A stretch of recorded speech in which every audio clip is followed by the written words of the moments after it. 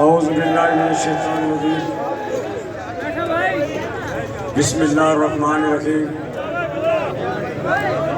ظفر آباد میں رات کے اس پر آپ نے جس جرت بادی کے ساتھ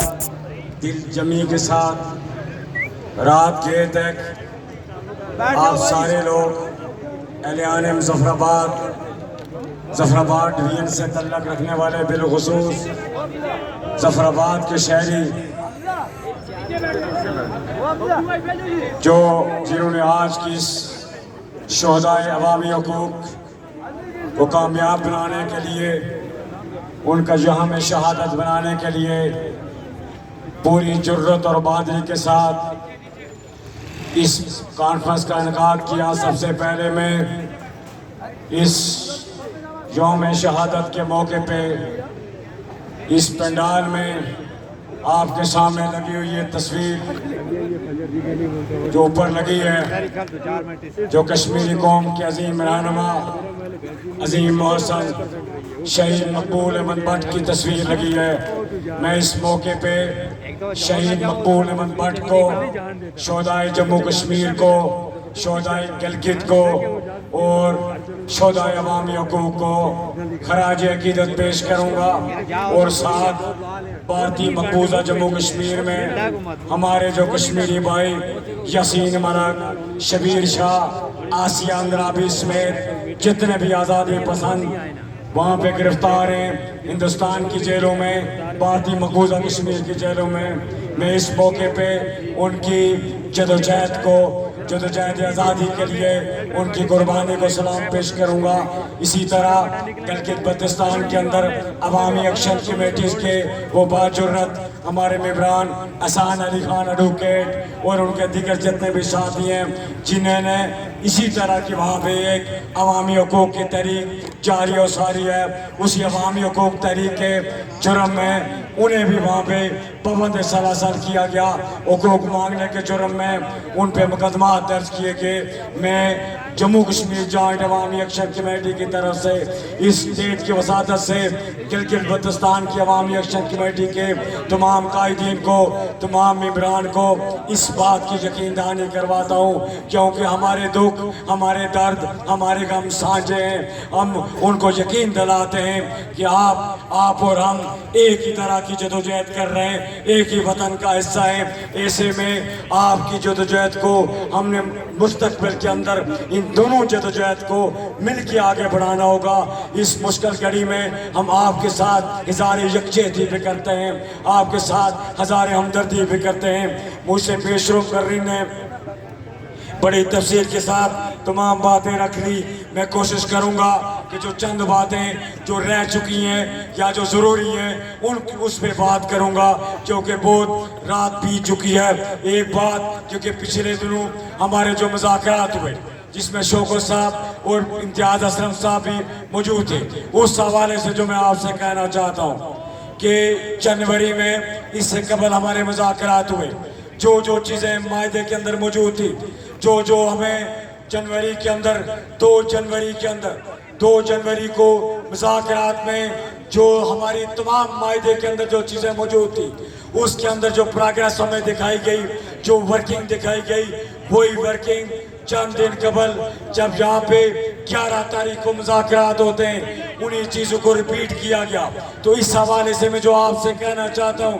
کہ حکومت کی غیر سنجیدگی کہ 3 ماہ کے اندر انہوں نے ساری چیزوں کو پورا کرنا تھا، لیکن آج 3 ماہ نہیں 6, 7, 9 ماہ ہونے کو ہیں، لیکن ابھی تک انہوں نے کسی ایک چیز پر بھی عمل درآمد نہیں کیا۔ ہیلتھ کارڈ پہ جزوی طور پر عمل درآمد کیا گیا، اسے بھی بعد میں چھین لیا گیا۔ تو اس حوالے سے جو میں آپ سے کہنا چاہتا ہوں کہ حکومت کی ابھی 12 سیٹوں پہ کل ہمارے ممبران کی میٹنگ ہوئی، اس پہ بھی ابھی ٹال مٹول سے کام لیا گیا، آگے تاریخ دے دی گئی۔ تو اس حوالے سے میں جو کہنا چاہتا ہوں کہ ان کی طرف سے جو سب سے بڑی غیر سنجیدگی دکھائی گئی کہ میرپور کے اندر انٹرنیشنل ایئرپورٹ کے حوالے سے پاکستان کے وزیر اعظم شہباز شریف اس سے پہلے اعلان بھی کر چکے اور اس کی فیزیبلٹی جو رپورٹ تھی اس میں بات بھی کر چکے. آج ہمیں جو ہے بتایا گیا کہ جناب وہاں پہ فیزیبل نہیں ہے. اس کی فیزیبلٹی رپورٹ جو ہے وہ اجازت نہیں دیتی کہ میرپور کے اندر جو ہے ایئرپورٹ تعمیر نہیں ہو سکتا. تو میں اسٹیٹ کی وساطت سے ان ارباب اختیار کو, حکومت پاکستان کو خبردار کرنا چاہتا ہوں کہ دنیا کی کوئی طاقت میرپور میں انٹرنیشنل ایئرپورٹ بننے سے نہیں روک سکتی. کہ کسی کی اس کی ہم جو ہے اس کی کسی صورت ایسی رپورٹ کو جوتے کی نوک پر لیتے ہیں کہ اگر کلکت کے اندر پہاڑوں پہ ایئرپورٹ بن سکتا ہے, سمندروں پہ ایئرپورٹ بن سکتے ہیں, تو میرپور میں کیا وجہ ہے. ہم نے یہ بات بمباغے دل ان کو بتائی کہ وہ جو رپورٹ ہے ہمیں دکھائی جائے کہ کس بنیاد پہ میرپور کے شہریوں کو, کشمیریوں کو انٹرنیشنل ایئرپورٹ سے محروم کیا جا رہا ہے. تو میں جو اسٹیٹ کی وساطت سے کہنا چاہتا ہوں کہ یہ آپ کی بھول ہے کہ آپ انٹرنیشنل ایئرپورٹ کا جس کا مطالبہ ہمارے اس معاہدے کے اندر شامل ہے اور آپ جو ہے اس پہ سائن کر چکے ہیں, کوئی ایک بھی معاہدہ جس پہ ایک بھی مطالبہ جو آپ سائن کر چکے ہیں اس سے ہم کسی صورت پیچھے نہیں ہٹیں گے. 9 جون کے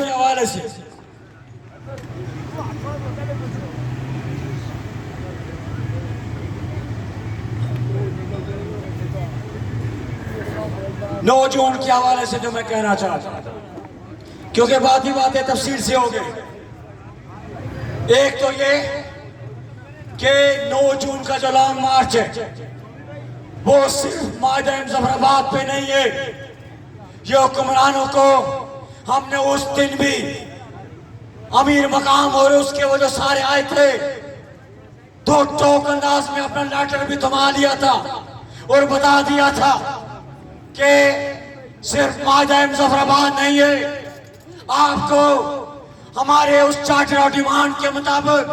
ہمارے ہائیڈرو پروجیکٹ پہ نیشنل گریڈ اسٹیشن تعمیر کرنا پڑے گا. اس خطے کو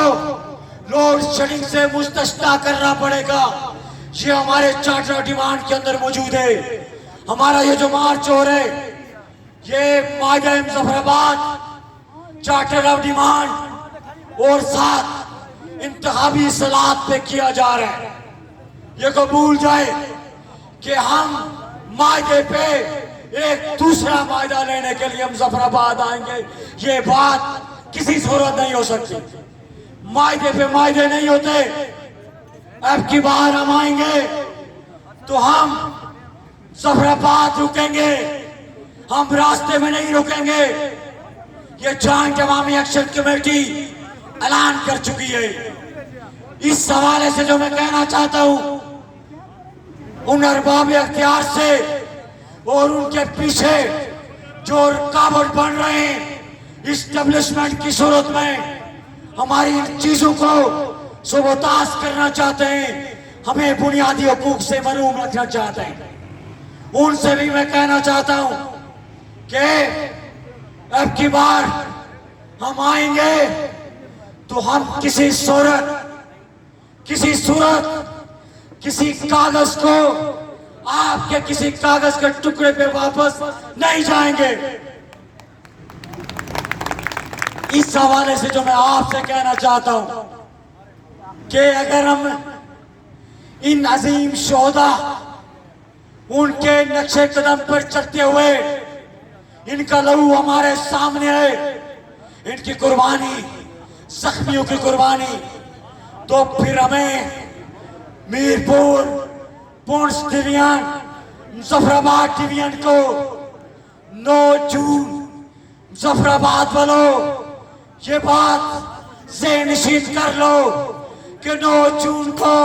ایک طویل جنگ کا آغاز ہوگا, طویل لاک ڈاؤن ہوگا. ایک دن کے لیے ہم مظفرآباد نہیں آئیں گے, ایک دن کا لانگ مارچ نہیں ہوگا. یہ لانگ مارچ اور اسمبلی کے سامنے جو پرامن دھرنا ہوگا یہ چند دنوں کے لیے نہیں ہوگا, اس میں مہینے بھی لگ سکتے ہیں۔ اس حوالے سے ریاست پر کی عوام سے میں جو کہنا چاہتا ہوں اس اسٹیٹ کی وساطت سے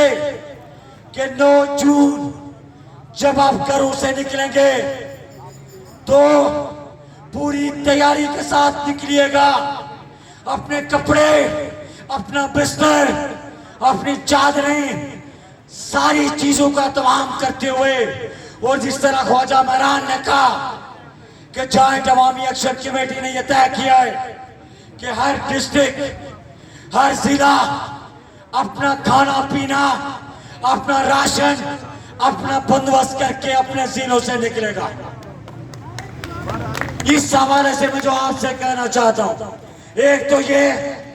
کہ یہ جو مارچ ہے یہ طویل ہوگا، یہ دھرنا طویل ہوگا، اس وقت تک جاری رہے گا، لیکن میں جو آپ سے درد مندی کے ساتھ کہنا چاہتا ہوں، اہلیان مظفر آباد سے، اہلیان جموں کشمیر سے، کہ آپ نے صبر سے استقامت کا مظاہرہ کرنا ہے، استقامت کے ساتھ، صبر کے ساتھ یہ لڑائی پرامن انداز میں لڑنی ہے، اور ان طاقتوں کو، ان حکمران طبقے کو اپنی استقامت سے، اپنے اخلاص سے انہیں پسپائی پہ مجبور کر کے اپنے مطالبات کو منوانا ہے۔ اس اعتبار سے ہم جب گھروں سے نکلیں، کیونکہ کہتے ہیں جیسا گمان ہوگا ایسے آسمان سے فیصلے ہوں گے، اس لیے جو بھی ہمارے ساتھ چلے وہ اس سے میں جو گزارش کروں گا کہ اگر آپ اس نیت کے ساتھ نکل رہے ہیں کہ آپ ظفر آباد آئیں گے یا ہم ظفر آباد والے ظفر آباد جمع ہوں گے تو شام کو گھروں کو واپس جائیں گے، ایسے افراد